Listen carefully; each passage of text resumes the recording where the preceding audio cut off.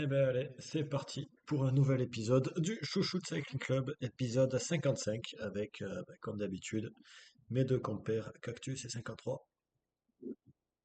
Salut. Bonsoir Fab, bonsoir Cactus. Allez, on attaque directement avec les reviews sur les courses qui se sont déroulées depuis la semaine dernière. Et on commence avec toi Cactus sur le Tour of Boston Nick Ladies. C'est ça. Donc, si vous vous rappelez de lundi dernier, on avait parlé de la victoire d'Akpeil Osim sur le chrono inaugural. Bon, si vous vous en rappelez pas, c'est pas grave, hein, ça va pas changer votre vie. Et donc, le lendemain, sur la deuxième étape, on a eu une arrivée au sprint avec la victoire de Madina Lakhorova, je sais pas comment on dit, pour la sélection d'Ouzbékistan, devant Nesrine Willy pour l'Algérie et la leader, donc Akpeil Osim. Et la dernière étape, qui était la plus difficile, a vu une nouvelle victoire pour la sélection d'Ouzbékistan avec Shakhnova Abdullaeva, donc qui s'est imposée en solitaire avec 42 secondes sur la vainqueur de la veille. Donc, comment que j'ai fait mon compte? C'est pas les mêmes noms. C'est que c'est pas la vainqueur de la veille alors. Bah si, Ah, c'est Madina. Ouais, mais elle a pas le même nom. Si, si. on a changé de nom entre-temps. Si. Ou alors c'est que j'ai bien raté ma prise de notes. Moi j'ai noté, enfin sur la fiche là, c'est noté pareil. Mais c'est Kakorova. Je sais pas, t'as dit Ouais, là. bah c'est ça, c'est que j'ai raté la première alors. Voilà. Ouais, enfin, c'est Madina qui fait 2 et Voilà. Nesrine Ouidi qui va aussi chercher le podium. Donc aux victoires, sur le classement général donc, c'est, Shaknoza, Abdullaeva qui s'impose avec 28 secondes d'avance sur Akpail Osim, 35 sur Nesrine Willy, 1:02 sur Faina Potapova et 1:19 sur Anzela Solovieva. À noter la 8e place d'Anna Kuskova, sœur de. Anna? Attends, c'est une troisième ou pas? Non. Non, c'est À que la ma deuxième. connaissance Oui, à ma connaissance, c'est l'autre. Enfin, je Ok. crois pas qu'il y en ait de 3e, mais Je sais pas. Ouais, ça doit être ça, ouais.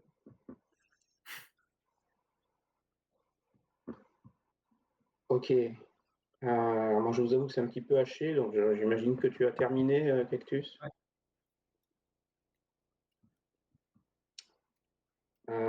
Très bien, très bien. Euh, Est-ce que tu veux enchaîner, s'il te plaît, avec le Tour de Bloom, le temps que je résolve mes petits soucis de mon côté? C'est ça. Donc à noter que là aussi, c'est une course qui n'est pas terminée, donc on en reparlera également la semaine prochaine. Donc on a vu, sur la première étape, Lauren Stephens qui a enchaîné sur son, Tour of Gela avec, une victoire devant sa compatriote Alia Shafi et la cubaine Marlis Meiras Garcia. Le lendemain, sur l'étape Critérium, c'est le même podium, mais pas dans le même ordre, puisque c'est Alia Shafi qui s'impose devant Marlis Merias Garcia et Lauren Stephens. Donc, celle-ci, dépossédée du maillot de leader, a remis les points sur les i en s'imposant à Plains avec 6 secondes d'avance sur Alia Shafi et 10 sur l'Espagnol Paula Gil Echevarria. Et aujourd'hui, on avait le chrono, donc chrono vallonné d'une trentaine de kilomètres à peu près, qui a été remporté par Emily Ehrlich, mais on n'a pas le reste des résultats. Donc, la semaine prochaine, on parlera de ce chrono et surtout de l'étape qui reste, qui est l'arrivée au sommet à Mission Range Ski and Board, donc ascension de plus de 10 kilomètres à 8% de moyenne. Autant dire que le général devrait encore pouvoir bouger. Bon, de toute façon, c'est Lorraine qui gagne tout. On verra. Si tu le dis. Très bien, merci Cactus. Moi, je vais vous parler de Gracia Orlova. Donc, on avait présenté la course aussi semaine dernière, course qui se déroule en République tchèque sur 4 jours et 5 étapes, puisqu'il y a deux. Ah, on est en train de te perdre.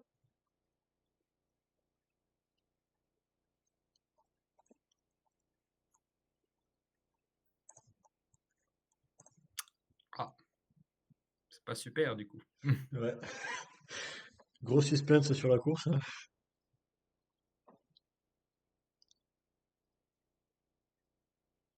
Bon, ben tant pis. On n'aura pas le résultat de Gracia Orlova. Il y en a qui revient. Du coup, j'y suis 2 fois, Fly. Ouais, attends, je te vire. Je dirais le mauvais. C'est bon, j'en ai viré un. Merci. Ça Parfait. va, c'est bon. C'était Ah, le c'est bon. Voilà. Quand je disais que j'avais des soucis. Alors, est-ce que ça repartit? Oui, ça repartit. Donc, Gracia Orlova, je ne sais pas où ça m'a coupé dans mon élan. Au début. Bah, Gracia Orlova. Voilà, parfait. Donc, 5 étapes sur 4 journées, avec donc 2 étapes, enfin, 2 étapes sur une journée. On a retrouvé finalement un beau petit plateau au départ, avec quelques équipes traditionnelles et des équipes par nation aussi, hein, qui étaient présentes.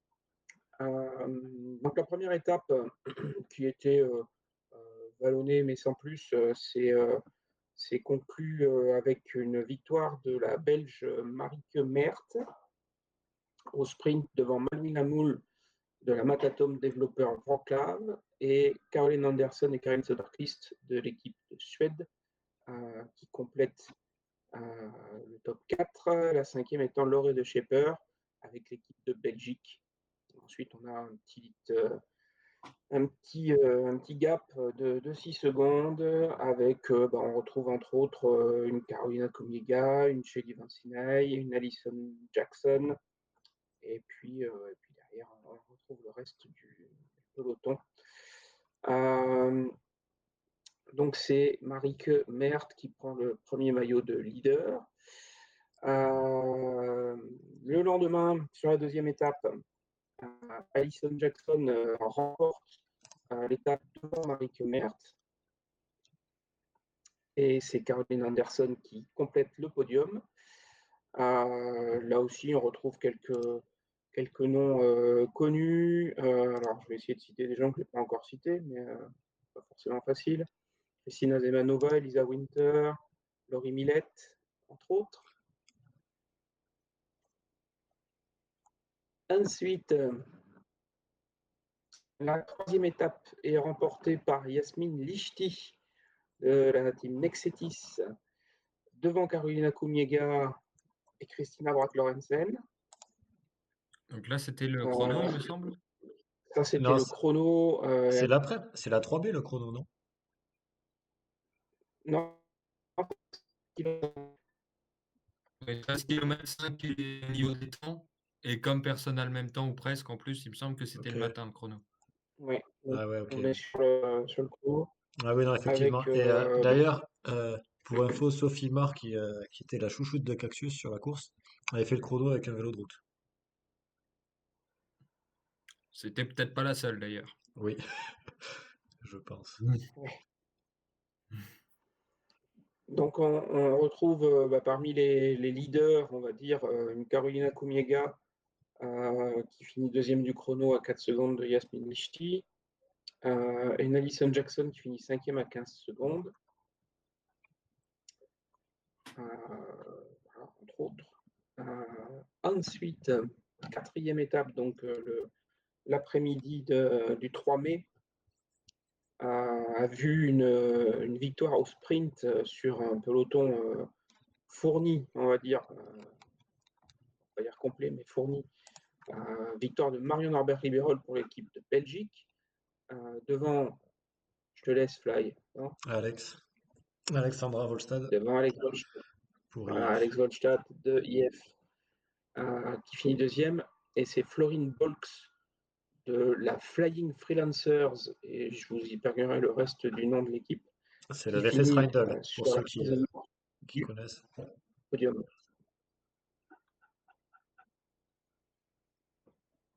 Vas-y, reprononce-le nous, c'était joli. Ouais, Florine Bolk, c'est la qui est donc des Flying Freelancers, c'est de l'ancienne VFS Rindle, donc le VFS Rindle qui est encore dans le nom, mais plus en sponsor principal. Enfin, qui n'était pas le sponsor, mais C'est juste le nom joli du club. plutôt du néerlandais, quoi. Ouais, c'est une équipe Et il y a du néerlandaise. ZZPR.nl au milieu, alors bon. Ouais.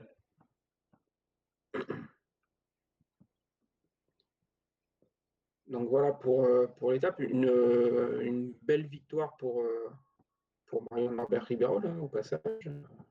Ah bah, quand on voit qui est derrière elle, forcément. Ça a dû lui faire plaisir aussi. Et la 5e étape a vu la victoire en solitaire de Christina Brack-Lorentzen qui avait fait 3e sur le chrono. Devant Nord Decker de la VV Breda, VFAO plutôt, Breda Women, et Alison Jackson de l'IF Education Oatly. Au final de tout ça, c'est Alison Jackson qui remporte la course, qui remporte le classement général. Elle devance Yasmine Lichty de 10 secondes et Karolina Komiega de 11 secondes. Et la médaille en chocolat revient à Caroline Anderson pour l'équipe de Suède. Qu'est-ce qu'on peut noter d'intéressant dans ce classement? Une Lente Boscom qui est 19e. Ouais. Donc je tairai le Bien, surnom non. pour l'instant. Une Laurie Deschepper dont on avait parlé sur la première étape qui finit 28e. Enfin, on a pas mal de beau monde quand même sur cette course. 2.2 en République tchèque. Bah, c'est ça par rapport au GPI Mozone dont on va parler, je sais pas si c'est tout de suite ou un peu plus tard, qui Et elle je est suis classée pas. en point 1.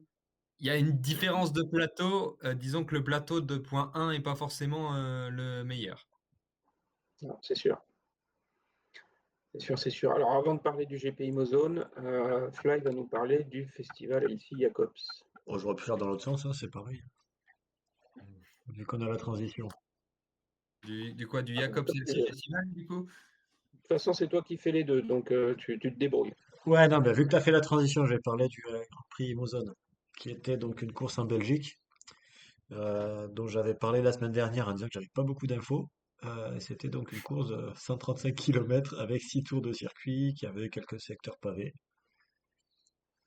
Et c'est une course qui s'est terminée dans un petit sprint d'une vingtaine de coureuses qui ont pu se jouer la gagne. Alors après, il y avait quelques petits groupes qui étaient un peu plus loin.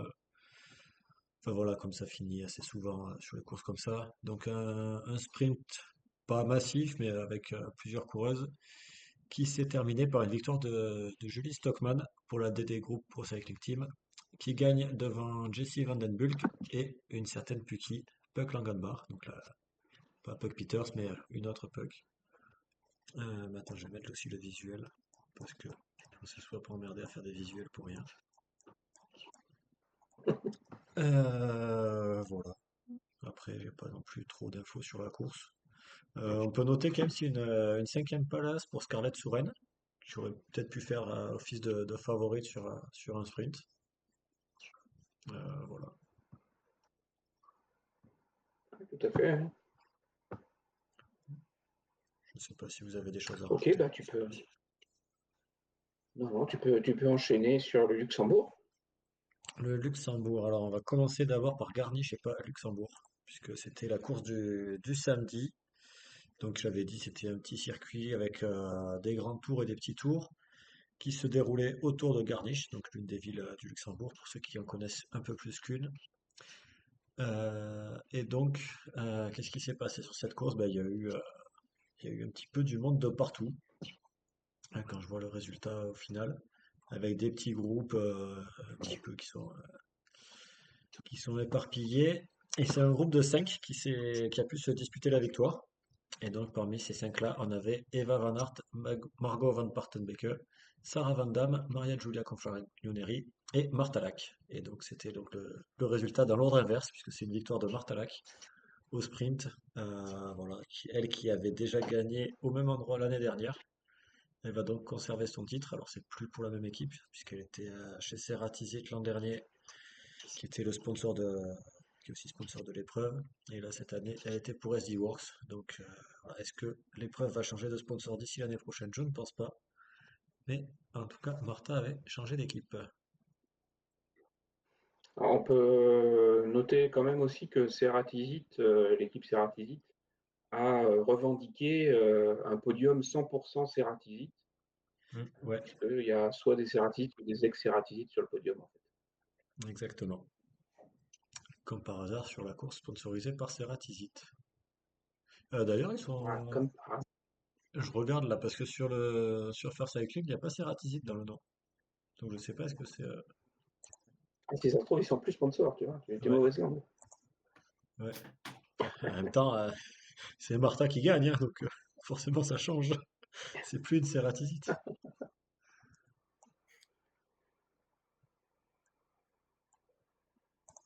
Ok, mais il n'y avait pas qu'une seule journée sur cette course. Non, enfin alors si, la course du coup c'était deux courses, Oui, c'était mais pas une oui, seule d'accord, c'est course. pour une journée, oui. Voilà, donc Le festival continue. le festival a continué. D'ailleurs, le festival avait commencé plus tôt puisqu'il y avait une cyclosportive le 1er mai que certains ont pu faire, voilà, si vous étiez dans le coin. Évidemment, c'est trop tard pour prévenir après, ça va pas aider. Mais donc, il y avait une deuxième Le journée, donc seront qui pour était, l'année prochaine. voilà, exactement. C'est le 1er mai parce que c'est jour férié au Luxembourg aussi.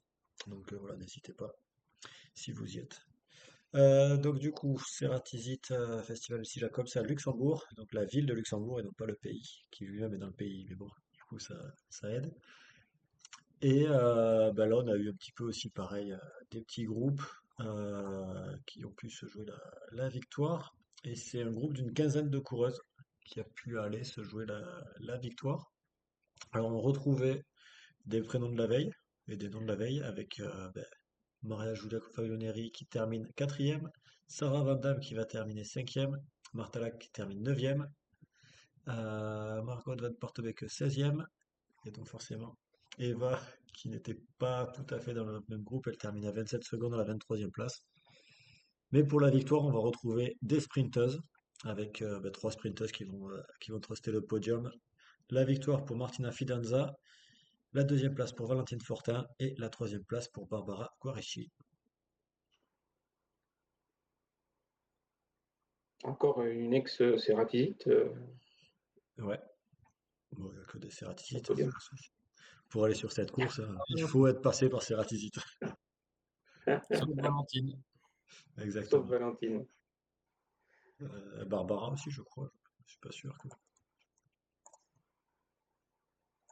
Ok, merci Fly. Ben, on va parler de la Vuelta aussi, Vuelta qui a démarré, je ne sais plus moi quel jour on est maintenant, Ouais, hier hier. dimanche, C'est ça, il y a eu deux étapes, donc c'est avec un, hier. voilà, avec un chrono par équipe un tour par Barcelone. Eh ben, forcément, on te perd Par quand tu dois équipe, parler. j'ai pas entendu Fly. On te perdait un petit peu quand tu devais parler, donc Ah d'accord. vas-y, recommence. On va essayer de pas me perdre, hein. Donc, chrono par équipe dans les rues de Barcelone, qui a vu sur 8,1 km la victoire de la très attendue sur ce type d'exercice Lidl Trek, emmenée en l'occurrence par Hélène Van Dijk, qui a franchi la ligne en premier et qui a de ce fait récupéré le maillot rouge de leader, accompagnée par Ryan Marcus, Nick Fisher-Black, Anna Anderson et Shirin Van Anrooy et Manos finit un petit peu derrière et Lizzie Degnan encore un petit peu plus loin. Sur la ligne, la Lidl Trek devance la Team SD Works et la Livalula Jaiko qui sont à 3 secondes. La Works est en deuxième au classement, compte tenu des dixièmes et des centièmes par rapport à la Livalula Jaiko. Et la FDJ Suez récupère la médaille en chocolat à 6 secondes sur cet exercice, avec dans l'équipe à l'arrivée, donc dans le même temps, Lucia Derest, Juliette Labousse, Demi Vollering, Marie Lenette et Evita Musique. Il y a eu comment dire, un petit quiproquo, une petite polémique sur ce contre-la-montre. On a vu notamment la Visma Leasebike partir un peu en catastrophe, avec même des coureurs qui n'étaient pas prêtes et pas présentes. Une coureur qui est même partie par la voie des voitures. Donc ça a été un petit peu folklore. Je crois que la Uno X a aussi été impactée. Et au final, il semblerait que ce soit une problématique de contrôle des vélos liée à une arrivée en retard de la Movistar, qui a du coup mis dans la panade d'autres équipes derrière. Je ne sais pas, qu'est-ce que vous en avez pensé? Est-ce que vous avez vu ça, messieurs? Mmh. Apparemment, il y a aussi je dirais une faute de la part des contrôleurs. J'avais vu qu'il y avait qu'une seule personne qui était là pour les vélos et que ça avait aussi, ralenti la situation. Forcément, après, il faut que le contrôleur il fasse son boulot dans les temps et que s'il n'a pas le temps de le faire, il libère l'équipe pour qu'elle puisse prendre le départ, quoi. Ouais. Alors moi j'ai vu passer une info, alors un post je crois que c'est le DS de chez Movistar, qui disait que oui, Movistar était arrivé en retard, mais par contre ils avaient dû attendre que le contrôle de l'équipe précédente soit fini. Donc ils sont arrivés en retard, mais ils auraient eu du retard a priori, même s'ils n'étaient pas arrivés en retard. De toute façon. Et que donc effectivement c'est les contrôles qui étaient trop lents et qui ne pouvaient pas permettre le départ comme il faut. Donc je sais pas si c'était toutes les 5 minutes qu'il y avait une équipe qui partait, mais s'ils mettent 6 minutes pour faire les contrôles, ça retarde tout. Après, il y avait aussi, il y a eu un poste de Pauline Ferrand-Prévot qu'elle a ensuite enlevé, mais globalement, on a aussi eu des bruits sur le fait que ça prenait beaucoup de temps sur le contrôle des vélos, qu'il n'y avait pas d'infos sur l'horaire quand elles étaient au contrôle, il n'y avait pas de décompte, enfin, voilà, qu'il n'y avait pas non plus quelque chose de très très sérieux autour. Une organisation un peu amateur, Ah oui, hein. Je sais pas qui c'est qui organise ça. je sais pas, Petite structure certainement.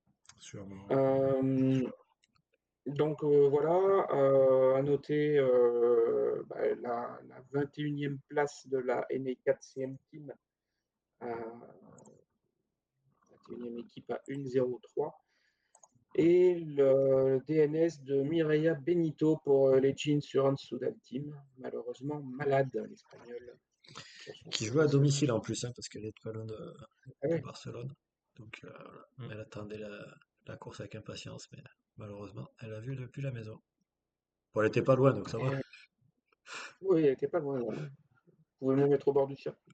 Ouais. Donc Hélène Van Dijk a récupéré le maillot rouge, ça je vous l'ai dit. Et aujourd'hui, on avait la deuxième étape, première étape en ligne classique, qui est partie sous le soleil, toujours dans les alentours de Barcelone, et qui est arrivée sous la pluie, enfin, qui a connu un épisode de pluie pendant la course et qui est arrivé sur un sol humide. Euh, et du coup, il y a eu quelques chutes là, dans la descente précédant l'arrivée, qui ont un petit peu désorganisé le peloton, on va dire. Mais ça n'a pas empêché la, comment on dit, la meilleure, Marianne Vos, l'indécrottable Marianne Vos,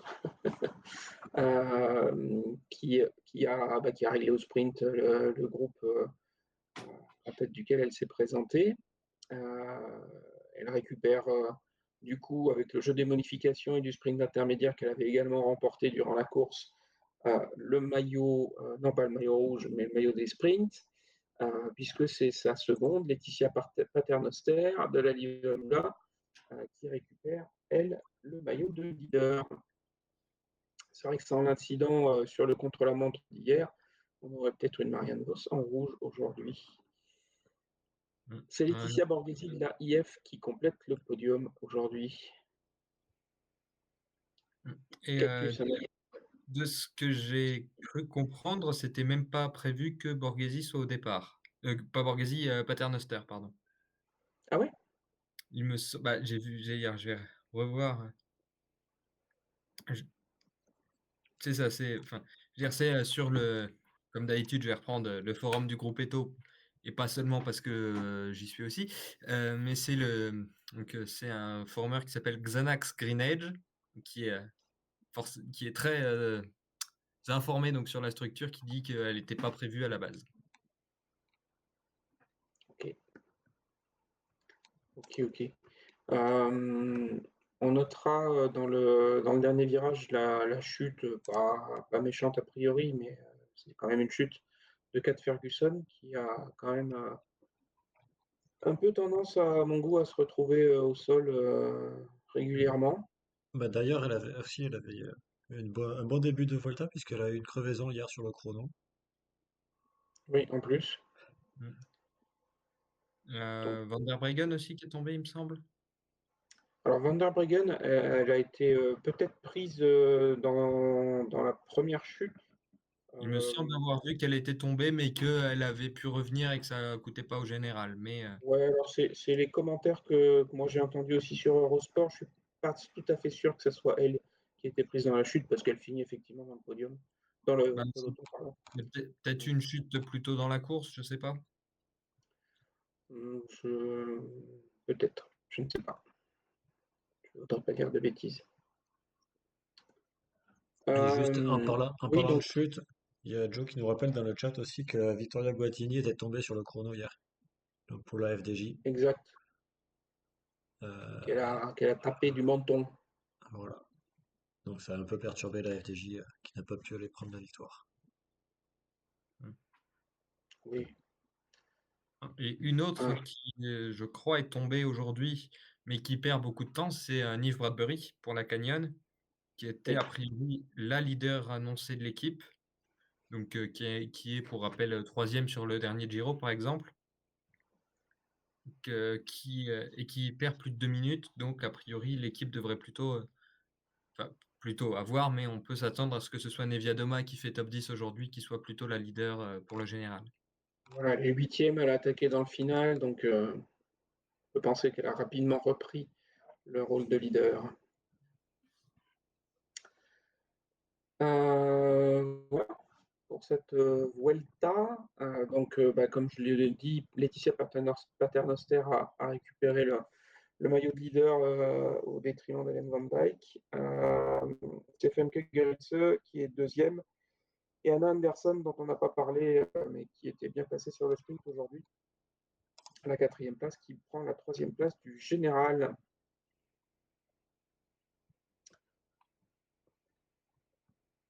On a fait le tour pour cette Vuelta. On passe avec toi, Cactus, sur du contre-la-montre en Belgique, chez les jeunes. C'est ça, donc jeudi, on a eu les contre-la-montre, les championnats de Belgique du contre-la-montre 19. Donc chez les juniors, c'est Laura Five, je sais pas comment on dit pour changer, qui s'est imposée avec 9 secondes d'avance sur Jana de Krooijenere, 37 sur Mélanie Lemens et 41 secondes sur Lotte Olbrecht et Elise de Bruyne. Et chez les espoirs, c'est Luca Firstrete, donc, qui avait gagné le chrono des Nations juniors l'année dernière, qui s'est imposé avec 8 secondes d'avance sur sa coéquipière chez AG Insurance U23, Emma Sigers. C'est une ancienne d'AG Insurance U23, justement, Phoebe Joris, qui va prendre la troisième place à 34 secondes, elle qui est maintenant dans la Devo UAE. Quatrième place à 38 secondes pour Anna van der Erden de la Phoenix Développement, qui était sur le GP Mozone, il me semble d'ailleurs. Et cinquième place pour Ilken Seinav de Lotto Ladies à 1,27. Et sixième place pour Hélène Esther de Lille Loiret.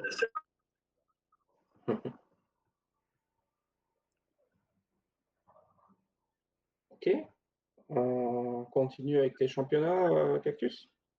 C'est ça, il y en a un peu plus, je vous le mets quand même.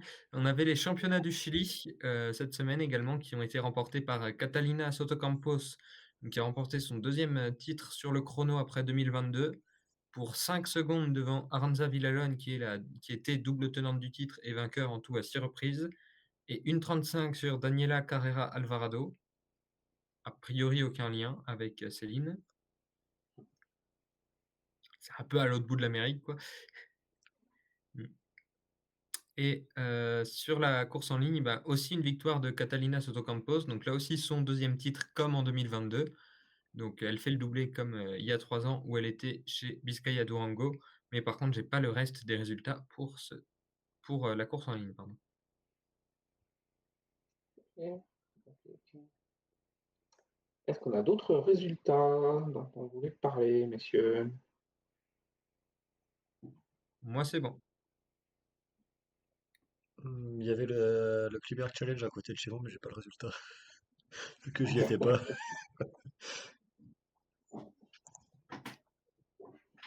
Bon, donc on va en rester là. On va Ouais. en rester là. On va passer au preview des courses à venir. Alors, je vais reparler rapidement de la Vuelta, même si on l'a présenté déjà la semaine dernière. Il reste donc 5 étapes sur cette Vuelta. On devrait avoir une étape relativement calme demain au niveau des favorites, avec un profil relativement plat entre Barbastro et Huesca. Une opportunité pour Marianne Vos de continuer à empiler les victoires. Puis on aura mercredi une étape déjà un petit peu plus vallonnée, en tout cas avec deux grimpeurs catégorie 2, catégorie 3 sur le parcours, le dernier grimpeur se situant à une dizaine de kilomètres de l'arrivée. Mmh. Donc une arrivée en descente, avec Cédric Carbaol au départ, tout espérer. Mmh. D'ailleurs, en parlant des grimpeurs, c'est, Hannes Esteban qui est passé en tête de la seule côte de la journée et c'est le deuxième grand tour d'affilée où c'est une laborale qui porte le premier maillot de grimpeur puisque c'est Christina Tonetti qui l'avait pris aux Pays-Bas. Sur le Tour de France. Pays réputé pour la montagne. Ah. La cinquième étape verra la première arrivée au sommet où les favorites devraient probablement s'expliquer. On aura une sixième étape dévolue normalement aux sprinteuses. Et puis, on conclura avec le gros morceau de cette Vuelta, la dernière et septième étape, à 152,6 km, arrivée à l'Alto de Cotobello dans les Asturies, avec un dénivelé total de près de 3000 mètres, et donc une arrivée au sommet où on aura là aussi normalement une explication entre favorites. Voilà pour cette Vuelta. On aura de toute façon l'occasion d'en reparler semaine prochaine. Euh, un, un autre, un autre pays, puisqu'on parlait d'Asturies, de choses comme ça, un autre pays celte, le Toi, juste triptyque retour. sur la Vuelta, Oui. parce qu'on n'avait pas trop pu parler de la start list, un petit peu sur Mmh. Ah qui oui, sont les favorites.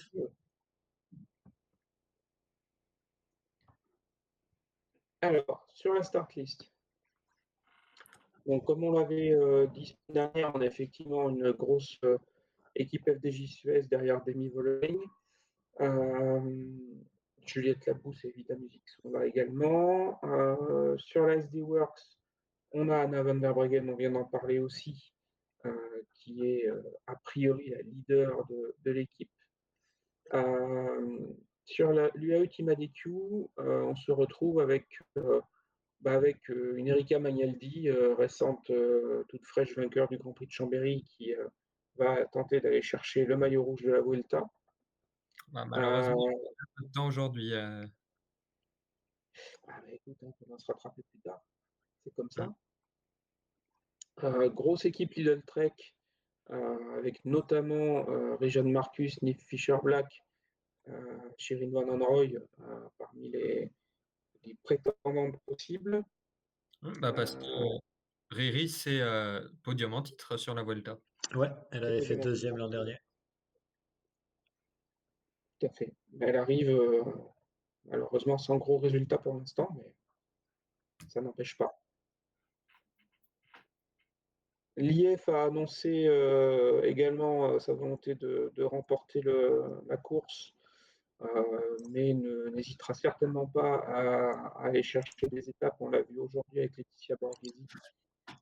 Il y aura Cédric Carbaol également pour ce genre de job, aussi pourquoi pas une Christine Faulkner, une Julienne Vallière, qui avait remporté une étape l'an dernier, n'est-ce pas? Kristen, oui, pas Madeleine. Madeleine? Bon. C'est Allison qui avait gagné, Allison Jackson qui Ah avait oui, gagné c'est l'étape. oui, oui, oui. Mauvaise canadienne. Je dis que je suis pas bon dans les quiz. La Canyon, ben, on vient d'en parler des leaders de la Canyon, Neve Bradbury et Katarzyna Niewiadoma. Avec donc, les aventures qui sont arrivées à Neve Bradbury aujourd'hui.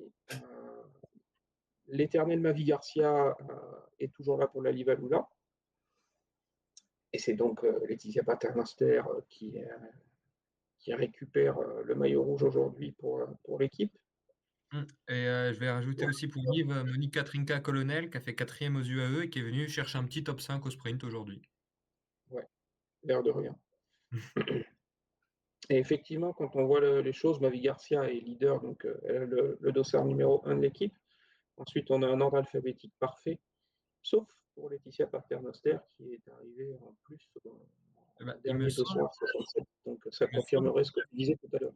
il me semble que c'est Ella Wiley qui devait être là et ça collerait au niveau alphabétique. Bah, ça fait un moment qu'elle est blessée. Ça doit faire 2, 3 semaines. Oh, bah, J'espérais peut-être qu'elle soit perdue.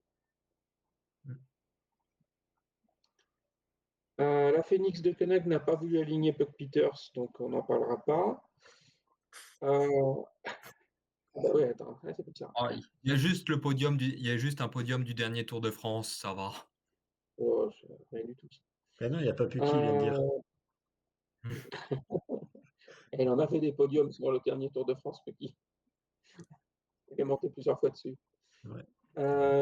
Chez Visma Lease the Bike, Pauline Ferrand-Prévot est évidemment au départ.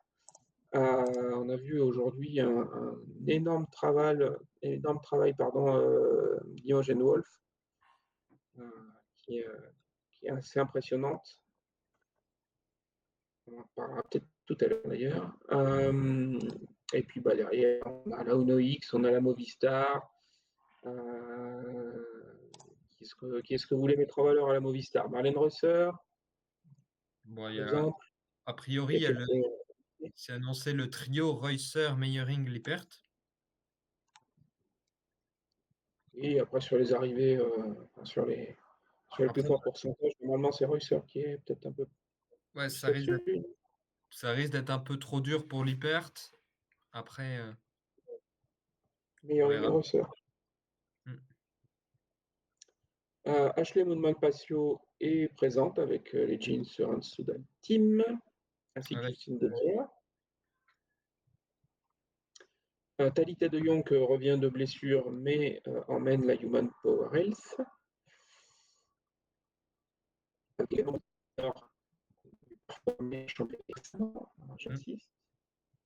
Et Malcotti, pareil. Et Malcotti également.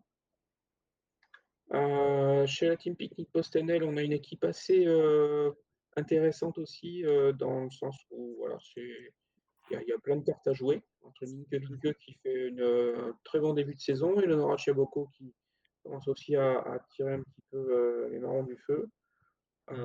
Pour Georgie qui est là aussi. Voilà, pour le général, ce sera peut-être un peu dur pour Georgie, mais le duo Vinke-Chaboko, bon, a priori, ce ne sera pas forcément celles qui vont se battre pour la victoire, mais ça peut être intéressant à suivre, notamment pour le maillot blanc. Ouais, ça donne bien. Chez Laboral, je vais laisser Cactus en parler. Donc voilà, on a pour le général, ça va être Anne Sant-Esteban et Uzo Stolazza. Donc on a après Yulia Biryukova peut-être pour une échappée, et après plutôt pour le sprint avec les autres, notamment Laura Tomasi qui a fait top 10 aujourd'hui. Chez Arkea BNB, 2 leaders, hein, forcément. Valentina Cabellar et Laura Asensio, c'est obligatoire.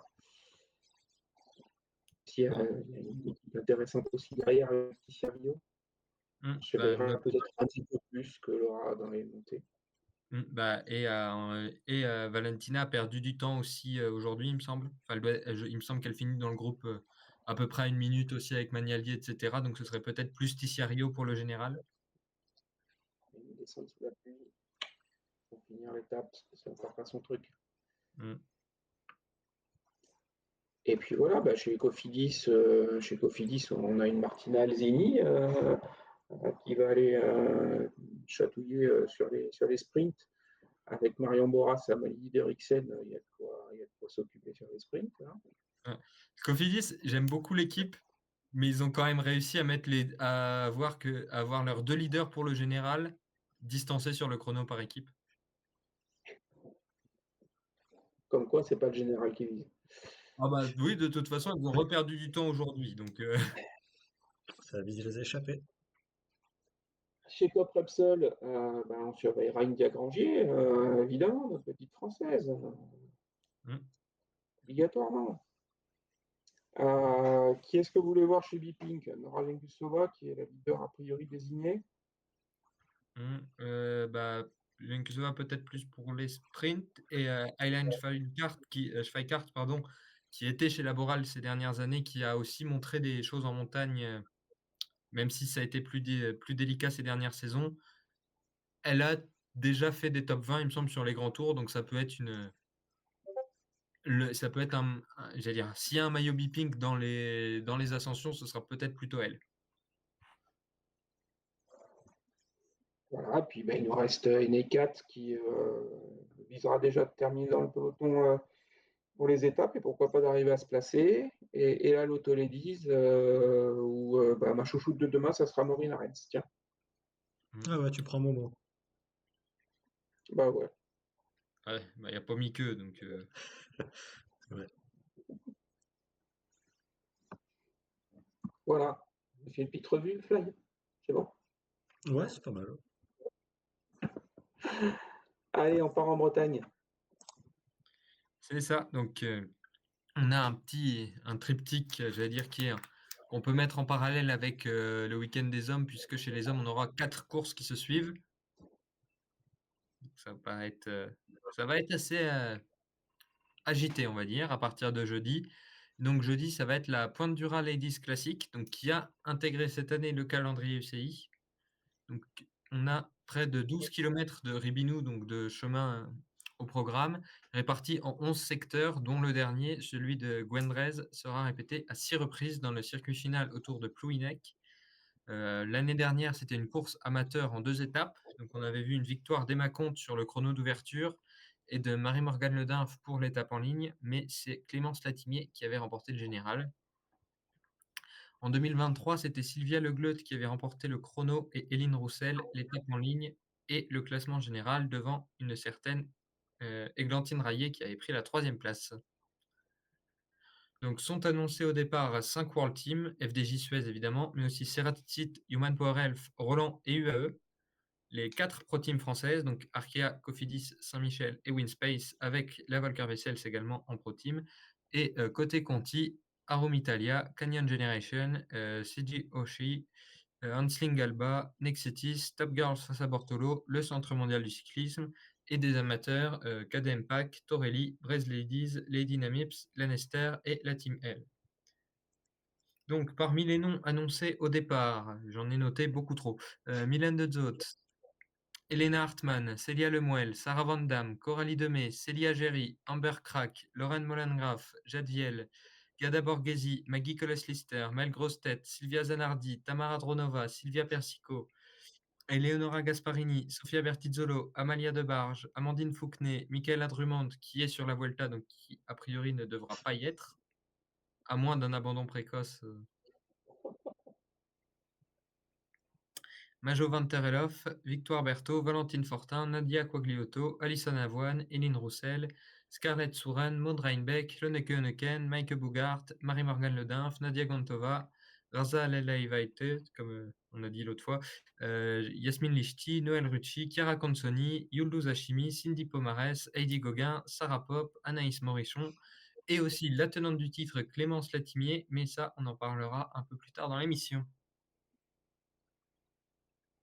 La course sera a priori diffusée sur le site internet de l'épreuve, sur Vélo Plus TV, donc la web TV de la Fédération française de cyclisme, et sur Facebook.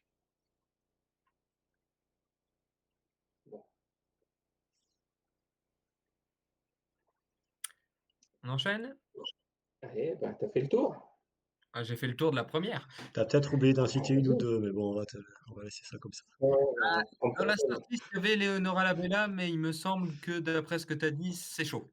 Ouais, bah, elle a le bras pété, donc ouais, Donc oui, c'est assez peu probable de l'avoir. effectivement. Elle a pas repris le vélo, C'est pour donc ça que je l'ai pas cité. t'aurais pu, hein. Bah, elle n'y sera pas, donc Oui, à part oui, mais te t'aurais pu citer qu'elle aurait dû être là, et voilà. et bah, justement, on vient de le dire. Ouais, ouais. Alors, vas-y, enchaîne. Et donc on va enchaîner avec la Classique Morbihan et le Grand Prix de Plumelec-Morbihan, donc vendredi et samedi. L'année dernière, on avait vu Eleonora Gasparini s'imposer sur la Classique et Silvia Persico sur le Grand Prix, donc 2 victoires UAE. Pardon. Donc la Classique Morbihan, c'est 112,6 km autour de Josselin, la ville évidemment, et un circuit final parcouru à 6 reprises avec un sprint en bosse. Et samedi, le Grand Prix, c'est 2 circuits autour de Plumelec et de la côte de Cadoudal. D'abord 3 tours du grand circuit de 13,7 km, puis 6 tours du petit circuit de 7,8 km. Donc l'arrivée est tracée au sommet de la côte de Cadoudal, qui sera également l'arrivée de la première étape du Tour de France dans quelques mois, on rappelle. Niveau start list, on a quelques équipes en plus en Conti, Dukla Praha, DD Group et la Devolive, mais pas de Hansling Alba a priori. Côté amateur, pas de KDM Pack ni de Torelli, mais Chambéry 3, la team Centre-Val de Loire et Black Magic, une équipe océanienne. Parmi les noms cités parmi les noms annoncés, pardon, qu'on n'a pas encore cités tout à l'heure, Églantine Rayet, Paola Blasi, Daria Pikulik, Catherine Schweinberger, Bodine Vollering, Margot Van Pastenbeke, Amber Van der Hulst, Lucinda Stewart, la championne d'Australie, Emma Comte ou encore Hélène Clausel. Là, il me semble que les 2 courses seront sur France 3 Bretagne, mais je ne suis pas tout à fait sûr.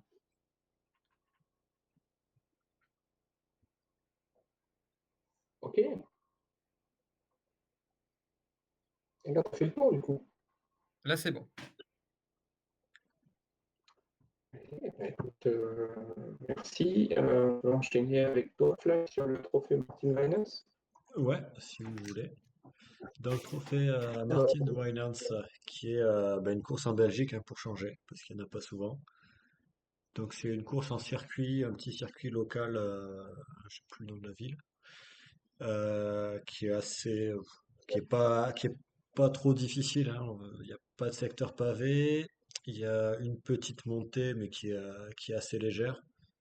Et ça se termine assez souvent, voire tout le temps au sprint. L'année dernière, on avait eu une victoire pour Anina Atosalo devant Scarlett Souren et Chiara Consoni. Scarlett Souren qui avait gagné en 2022 et Chiara Consoni en 2023.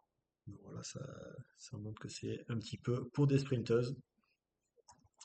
Et je crois qu'on n'a pas encore d'infos concernant la start list,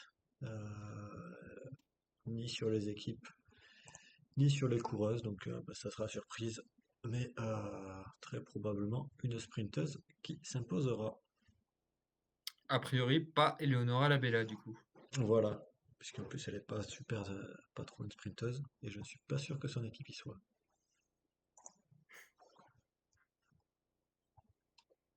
Très bien. Merci, Flavien. On va enchaîner avec le Tour du Gévaudan Junior. Donc, le Tour du Gévaudan se déroule sur 2 jours, le 10 et le 11 mai prochain. Il va réunir des équipes variées, à la fois des équipes de nations, des équipes régionales pour ce qui concerne la France et des équipes, des vraies équipes. Mais orientées junior, puisque c'est donc une course junior. Euh, Juste pour rappel, l'an dernier, on avait eu droit à une superbe bataille, finalement remportée par Kat Ferguson sur Victoria Schladonova et Celia Géry, les trois s'étant tenus en 4 secondes au final. Et la quatrième, c'était Imogen Wolf, dont on a parlé tout à l'heure, sur la Vuelta également, comme Kat Ferguson. 2 étapes Euh, donc, Victoria avec, Schladonova est aussi sur la Vuelta d'ailleurs. et qui est aussi sur la Vuelta. Il manquera que Celia Géry dans le quatuor de l'année dernière. Donc 2 étapes pour ce Tour du Gévaudan Junior. Une première étape de 71,5 km autour de Bâle-Siège et une deuxième étape qui sera au départ de Mende et en arrivée sur Mende, avec évidemment un double passage dans la montée Laurent-Jalabert, bien connu désormais des cyclistes. On va se retrouver avec au départ, excusez-moi, je reviens sur le bon écran. On va se retrouver au départ avec des noms qu'on connaît déjà un petit peu, notamment une Paola Ostiz, A priori, la qui est grande favorite. avec, a priori grande favorite, voilà, on est d'accord. Mais on va retrouver des gens dont on vous a déjà parlé un petit peu. Une Alissa Sarkisov, par exemple. Sarkisov, ça vous parle? Fly, ça te parle, Sarkisov? Oui, oui. La petite sœur de Catherine, Voilà, la petite dont le sœur. maillot traîne là-bas. Mmh. Laquelle? C'est le maillot de Catherine que j'ai. Mmh. Voilà, on retrouvera aussi avec l'équipe de Bretagne une Zoé Bihan, par exemple, dont on vous a déjà parlé. Avec l'équipe MIT BFRC Gest, on retrouvera Lise Revol, Mmh. dont on vous a déjà parlé aussi. Qu'est-ce que j'avais Probablement noté? Bourgogne-Franche-Comté Grand Est, hein, le truc qu'il a essayé de dire. Ah oui, pardon, Bourgogne-Franche-Comté. Ouais, putain, c'est Bourgogne-Franche-Comté Grand Est, c'est ça? Ok. Bah, je suppose, oui. Enfin, ça semblerait cohérent, même si j'ai souvenir de Tour de l'Avenir où il y avait, enfin, chez les hommes, où il y avait des sélections un peu bizarres en mixte. Donc voilà. Et puis pour les addicts des réseaux sociaux, on retrouvera également une Ruby Isaac au départ de la course. Petite question, est-ce que la Next J est prévue? Je la vois pas dans la start list. Il y a Ok. plusieurs équipes, dont Grouvelle Swatersley, par contre, mais Ok. j'ai pas l'impression qu'il y a. Non, moi je la vois pas non plus. Et le VV Schindel aussi, justement, l'équipe de Ruby Isaac. Elle est au VFS Rindle? Bah, apparemment, Elle Ok. court avec en tout cas. puisque oui, elle est pas dans la sélection britannique. Ok. Qui n'a pas d'Arabella Blackburn non plus.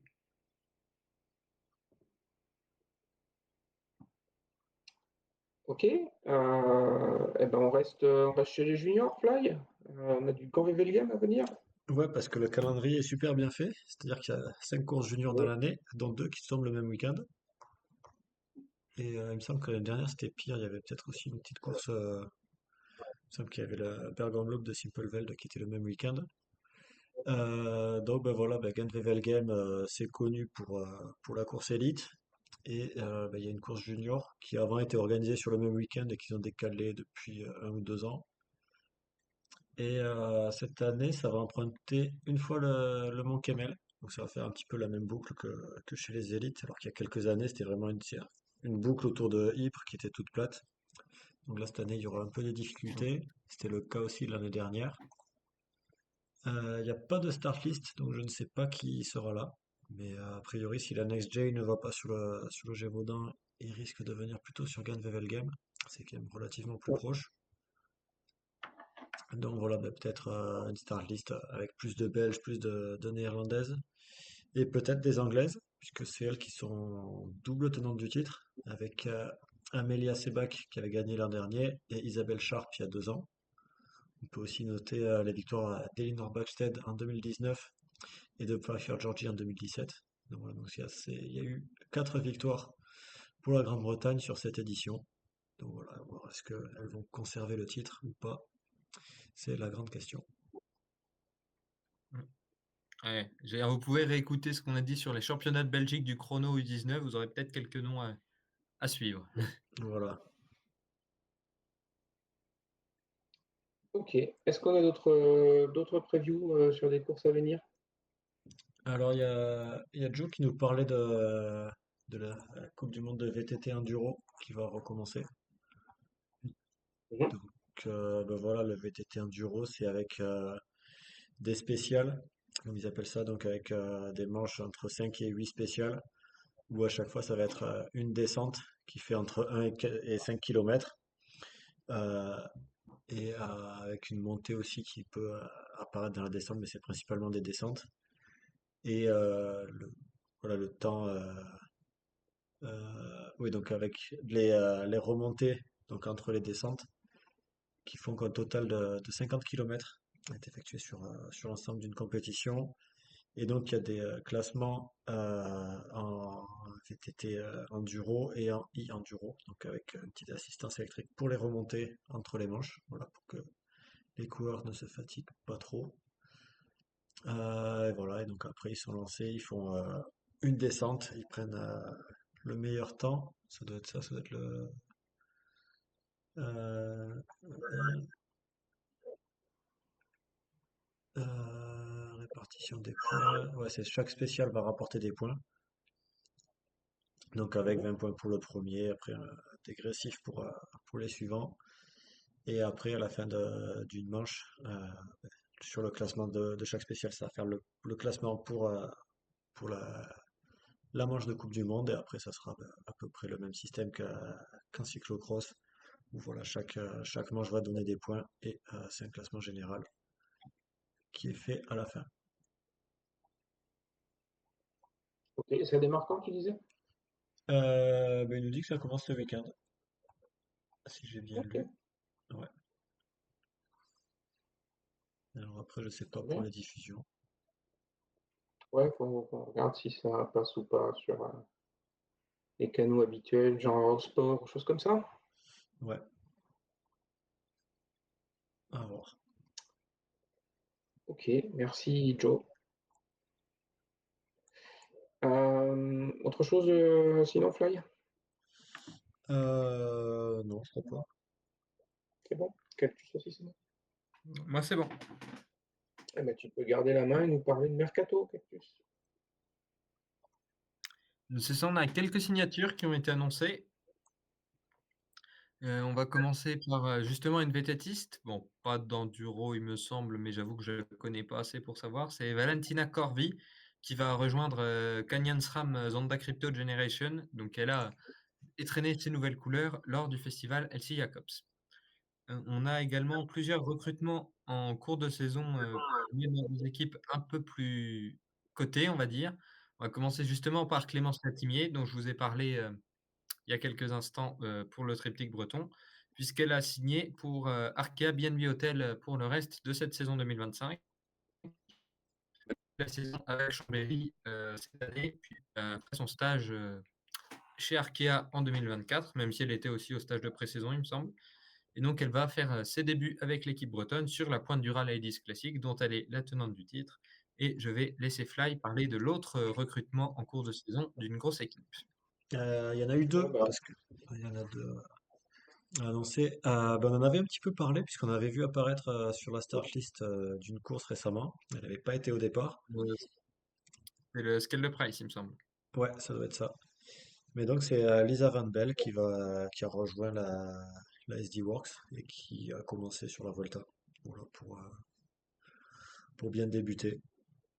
directement dans le grand bain, hein. Voilà. Donc Bah, Lisa, on le rappelle, elle est championne olympique, il me semble, avec Mike van der Duyn sur le Madison. non, Non, c'est pas ça.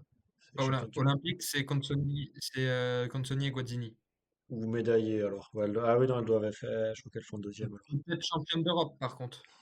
C'est possible, j'y étais pas. Ouais, ça doit être ça, ouais.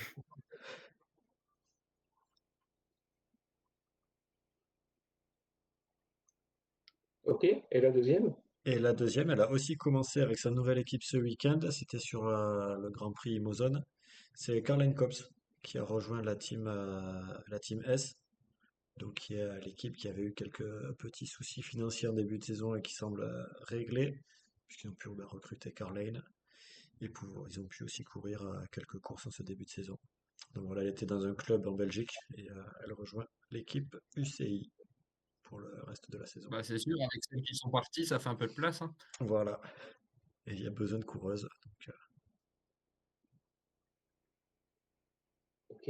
Et on a également allez, Des une prolongations. prolongation et demie, si on peut dire, puisqu'on a Vittoria Guazzini qui a prolongé jusqu'en 2028, chef des Suez, mais comme pour Léa Curinier, dont on parlait il y a quelques temps, ça avait déjà été annoncé par Steven Delcourt lors de la présentation de l'équipe en décembre. Et l'autre prolongation, c'est celle de Liekenoyen jusqu'en 2027 avec la Visma. Ok, ouais, la FDJ Suez, en fait, ils ont tendance à réannoncer au moment des anniversaires ou des choses comme ça, hein, souvent. oui, pour ceux qui ont oublié, c'est pas mal. Ouais. Faut pas qu'il y en ait qui soient nés le 29 février parce que c'est un peu compliqué sinon. Ouais, t'as une chance sur 366 pour que ça n'arrive pas. Un peu Ok, moins. d'autres infos, messieurs? Moi, c'est tout ce que j'avais. Ouais, moi aussi. Non. Fly, bientôt de retour sur les courses? Ouais. Bon, c'est pas comme si j'étais la semaine dernière, hein. Du coup, il y a 10 jours, hein, sur Liège. Ouais, normalement ce week-end, je sais pas encore laquelle. C'est une Soit grosse sur course, Martin parce que Weinhardt, sinon il y a une course de gravel pas loin de chez moi, donc peut-être j'y serai là. Ou sinon Wevelgem, je sais pas. ouais, évite d'aller battre Wout van Aert sur les courses de gravel, s'il te plaît. Ouais, bah, j'ai une revanche à prendre. Ah bah, a priori, il a autre chose à faire ce week-end, il me semble, Van Aert. Mais Ah ben voilà, ça y est, déjà il a peur. Il se défile. Ouais. mm. Bon, bah, écoutez, parfait. Bah, ça nous fait déjà une belle émission pour ce soir. Euh, donc, s'il n'y a pas d'autres sujets, s'il y a des questions sur le chat, des remarques? Non, bah Joe qui dit juste que pour le VTT Enduro c'est du 9 au 11, donc sur ce week-end. Parfait. Voilà. Joe, il faut qu'il vienne faire intervenant VTT, hein. Ouais, Mm. J'insiste. Il a l'air nettement plus spécialiste que nous. enfin, moi Est-ce je peux que pas c'est aller sur si les courses, difficile? donc ouais, j'avoue que sur le VTT, On ne peut pas tout faire, on ne peut pas tout faire. Qu'est-ce que vous voulez? ouais. Très bien. Et sur ces réflexions VTTesques, on va pouvoir clore le numéro pour ce soir. Oui. Et puis on se dit à la semaine prochaine avec plein de nouvelles infos, un petit résultat de Volta. On aura déjà un premier grand tour de bouclé. Mm. Exactement. Merci à tous les deux. Merci à tous ceux qui nous écoutent aussi. Et puis à la semaine prochaine. Absolument. À la semaine prochaine. Au revoir. Salut. Ciao.